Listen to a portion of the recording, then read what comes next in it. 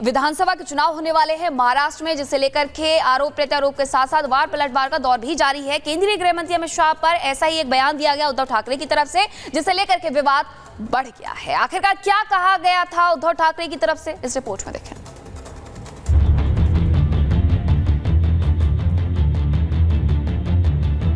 अहमद शाह अब्दालीचा राजकीय वंशज अमित शाह कि वो सचमुच औरंगजेब फैन क्लब के सदस्य हैं। पूरा मियाँ उद्धव ठाकरे दिख रहा है। मीर जाफर औरंगजेब उसके रास्ते पे चल रही है।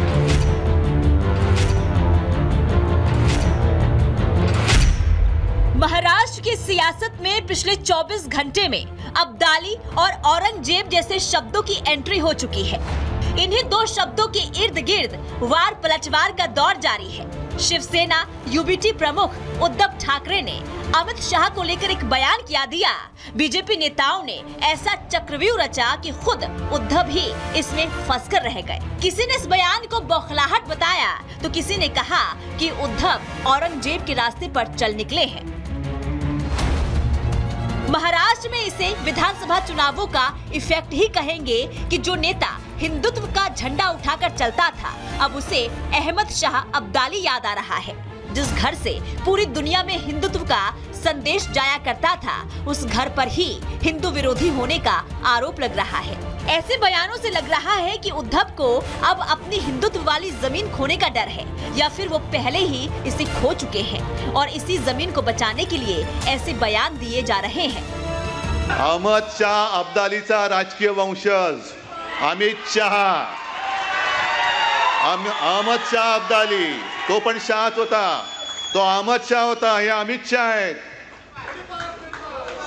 अहमद शाह अब्दालीचा हा राजकीय वंशज हा इकडे वळवळायला आला होता।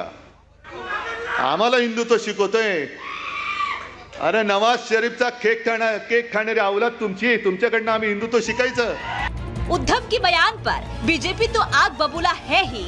एक तरफ महाराष्ट्र के डिप्टी सीएम देवेंद्र फडणवीस ने उद्धव को औरंगजेब फैन क्लब का सदस्य बताया है, तो वहीं विधायक नितेश राणे ने उद्धव को मियां ठाकरे बता दिया है। उद्धव ठाकरे एक निराश और हताश व्यक्ति है और इस निराशा के कारण उनके दिमाग पर बुरा असर हुआ है और आज का भाषण करने के बाद उन्होंने ये दिखा दिया कि वो सचमुच औरंगजेब फैन क्लब के सदस्य हैं। टीपू सुल्तान के नस्ल से आया हुआ है, जो खुद टीपू सुल्तान, टिप्पा सुल्तान और औरंगजेब ने जिस तरीके से काम किया था, उसका अभी का अवतार देखना है तो उद्धव ठाकरे को देख लेना। इसलिए हमारे अमित भाई को कुछ नाम रखने के पहले खुद का अपने आईने में जाके देख, पूरा मियाँ उद्धव ठाकरे दिख रहा है। इतना ही नहीं, आचार्य प्रमोद कृष्णम ने तो अफसोस जताते हुए उद्धव पर बाला साहेब की विचारधारा का कत्ल करने का आरोप लगा दिया। देखिए, उद्धव ठाकरे जी एक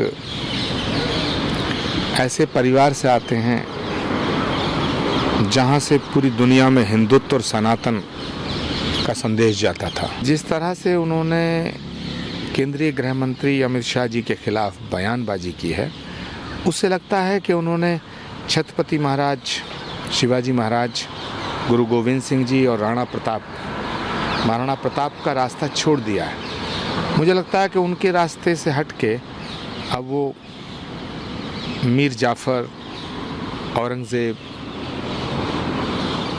उसके रास्ते पे चल दिए हैं। बाला साहब ठाकरे जी की जो विचारधारा है, उसका तो कत्ल कर दिया उन्होंने।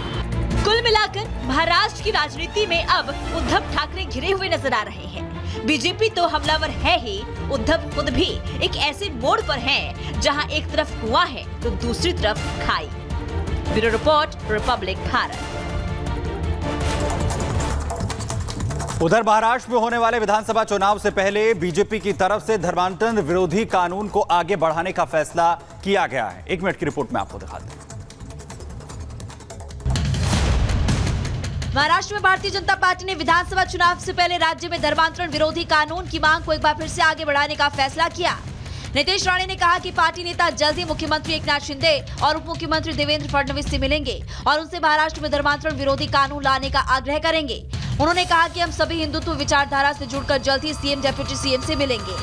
फिर एक बार सब मिलके, सब हिंदुत्ववादी विचार के लोग साथ में, संगठन एक साथ आके जल्दी ही आदरणीय मुख्यमंत्री साहब और उप मुख्यमंत्री देवेंद्र जी को मिलने वाले हैं। हम भी यही चाहते हैं कि जिस तरीके से लव जिहाद के केस हमारे महाराष्ट्र में बढ़ते जा रहे हैं, तो जल्द से जल्द ये लव जिहाद और धर्मांतर विरोधी कायदा हमारे इधर लाया जाए। इसके लिए हम भी और ज्यादा कोशिश करने वाले हैं। हालांकि महाराष्ट्र में इस साल चुनाव होने हैं और अगर वहां इस तरह का कोई भी विधेयक आता है तो सियासी बवाल मचना तय है। अब देखना होगा कि रानी की मांग को लेकर विपक्षी दल की टिप्पणी क्या आती है।